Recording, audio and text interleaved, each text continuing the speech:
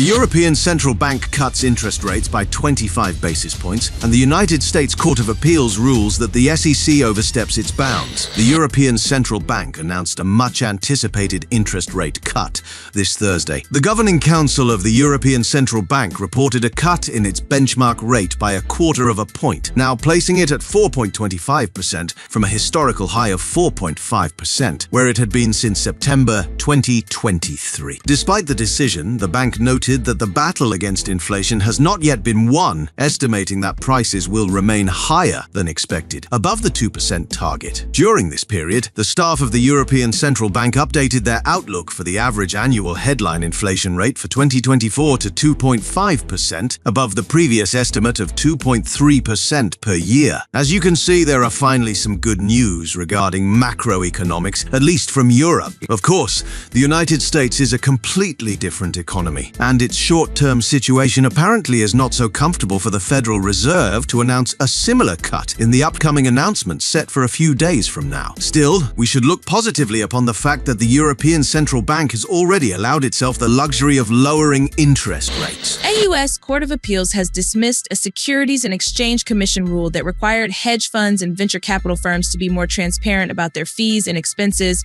arguing that this overstepped their authority. The case is a major blow to the authority the regulator claims from Congress over the sector. Judge Kurt Engelhardt, on behalf of the 3 judges, stated the SEC overstepped its legal authority. The promulgation of the final rule was unauthorized and no part of it can stand. Look at that. A judge had to come and tell the SEC, enough is enough with your overreach. As you know, Gary Gensler and the SEC, especially in the last 2 years, have made things extremely difficult for the evolution of the crypto ecosystem in the United States. We've talked many times about how many US companies have decided to leave the country due to its turbulent and unclear regulation. Well, I imagine the anti-crypto people in the US high-fiving Gary Gensler for making crypto companies decide to leave the country without any law in place. And it's all due to the SEC's strange, inconclusive maneuvers where they decided to take control in a context where the United States has not yet distributed power over jurisdictions. It's good that Judge Kurt Engelhardt came and told the SEC, "Hey,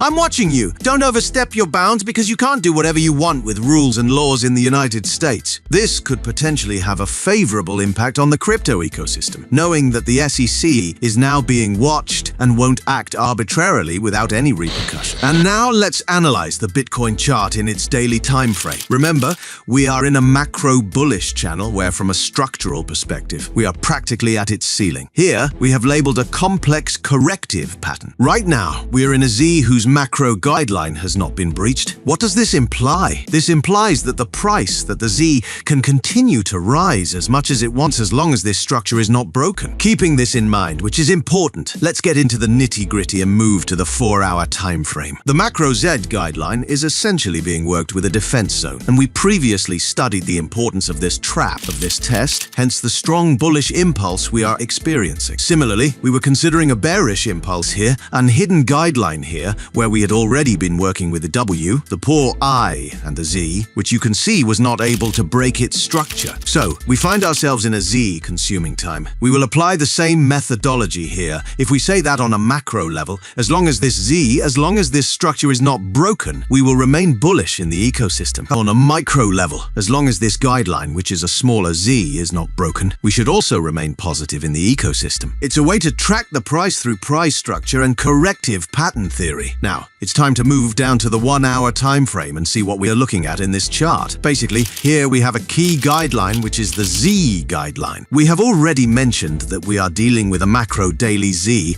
then a 4-hour Z, and now we are in a new hourly Z, which belongs to this micro bearish impulse. This is its W, this is its poor I, and this is its Z, which in this case, the first Z has already satisfactorily broken its guideline, confirming the context we are in. Now, let's pay great attention to this Z, which we have been following in previous videos, where we clearly saw that this wedge was going to collapse sooner or later. The only question we had was whether this was the climatic bullish action or if another one was coming. We didn't know, but the idea was to point downwards in the entire crypto ecosystem. Therefore, we can expect the Z to continue developing upward to then wait for the climactic action, even in a trap zone above our last high, to then break the wedge strongly and then come to seek its guideline. Here on the guideline, we could then be waiting for a corrective pattern, which would then impact the guideline.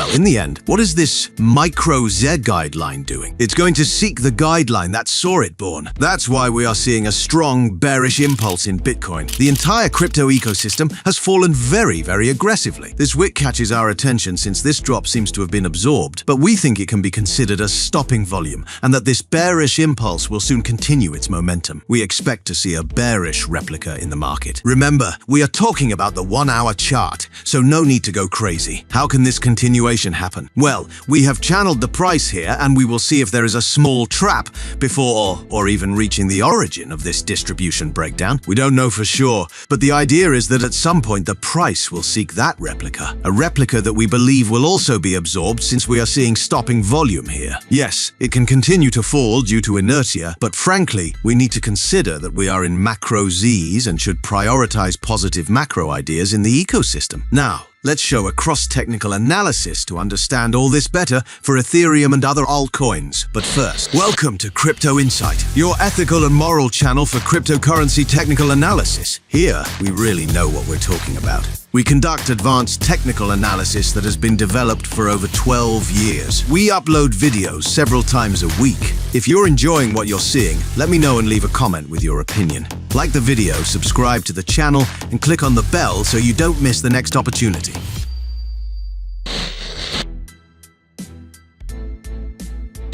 Let's analyze Ethereum in its 1 hour time frame. Remember, we came from a strong bullish impulse that we were tracking in the form of a channel. This has been broken, causing a black swan event. Now let's move to the 15-minute time frame and remember that we come from a black swan that broke through a key structure. Now, analyzing this bearish impulse, we see a climatic volume accompanied by a strong reaction. This could mean that we are facing stopping volume, which gives us more inertia to keep falling and absorbing. So how can institutions make the next move? Remembering that we are in an impulse, a pause or corrective pattern, and we can seek its replica. This movement can take various forms. For example, we could go up to the creek, have a trap above the creek, then continue falling, or we could surpass the creek to reach the origin of the breakout and then seek the drop. Consider that when we are below the defense zone, we can look for absorptions to continue the macro bullish movement, since on a macro level, we are in a macro corrective pattern, currently in a Z, which has not yet broken its guideline. Therefore, we cannot stop looking upward on a macro level. And back to the 1 hour time frame, I just have to say I completely agree with my colleague. This bearish impulse brings a lot of inertia. Frankly, we don't know if they will first seek an upward movement or not, but truthfully, we are bearish. This bearish impulse inherently brings directional inertia, which we speculate will include some traps before eventually moving upward. We simply question, and will closely follow, whether there will be a correction before making the trap and then rising. In the end, we are not fortune tellers. We work with price structure to adapt to the different circumstances the market presents to us. Look at the Solana chart in its 1 hour time frame and how the price is reacting to a macro defense zone. It's evident that smart money has accumulated long positions here. You can see the origin of the breakout and the strong impulse that caused this rupture, and note how the price is currently revisiting this structure. We had previously removed it, but from earlier videos, you can see a hidden guideline where the price is testing right where it should. Now, let's focus on this point for what it represents. If we look closely, what do we see on the 1 hour chart of Solana? Notice this wick and this volume. That's why my colleague mentioned that we might be facing stopping volume in Ethereum. Not only in Ethereum, but across the entire crypto ecosystem. The altcoins also indicate this. Observe how, after a tremendous bearish impulse, the price continues to fall slowly and timidly. This is why we believe there will be a period of deceleration. In other words, it might continue to fall, perhaps creating traps, who knows? But since it has been absorbed, the price will tend to rise sooner or later. I just want to remind you that what we are questioning is whether, before causing this structural trap across the ecosystem, we will play with false breakouts before crashing the market. These are very interesting setups for potential trading positions, which we discuss in Crypto Insight live sessions. However, I've already given you a sneak peek. Now, let's look at the Solana chart in its 4 hour time frame. Remember, we have a macro accumulation here that occupies the entire screen. We see the creek break with a strong impulse. This strong impulse caused a harmonic that failed, leading leading to a significant crash in Cardano. And where did it go? To the origin of the breakout. How did it happen? Look at that significant drop with what a wick and how it was absorbed. Now, we are in a range. And while analyzing this Cardano range in its 4-hour time frame, to be honest, what I wonder is, how is it that there is an invisible barrier here and the price hasn't made any sort of cleanup before making the true move? So, keeping this in mind and considering we are on a 4-hour chart and now moving down to a 1-hour chart, look at the recent crypto drop. It came aggressively and precipitously. We've been left with a big wick and significant absorption volume, followed by some strange erratic falls. Our thinking has been, and still is, to follow this creek. Before recording, we saw how it was being impacted. We need to evaluate whether it's from this exact point or if a trap will be made. Who knows? But this will keep falling due to the inertia of the bearish impulse,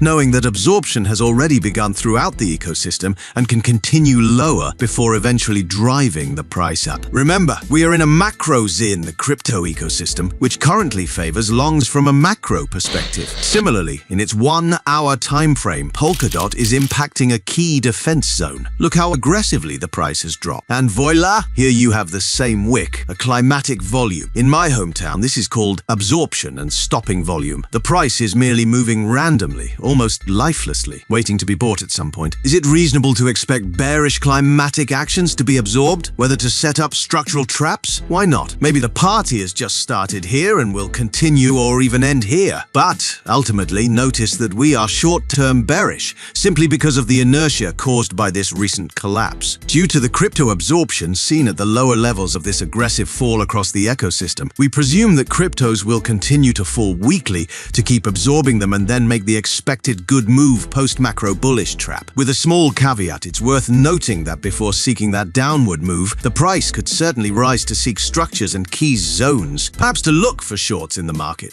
which we will detail and expand on in Crypto Insight live sessions. That said, I hope you have good luck with your trades, and we'll see you next time. Goodbye!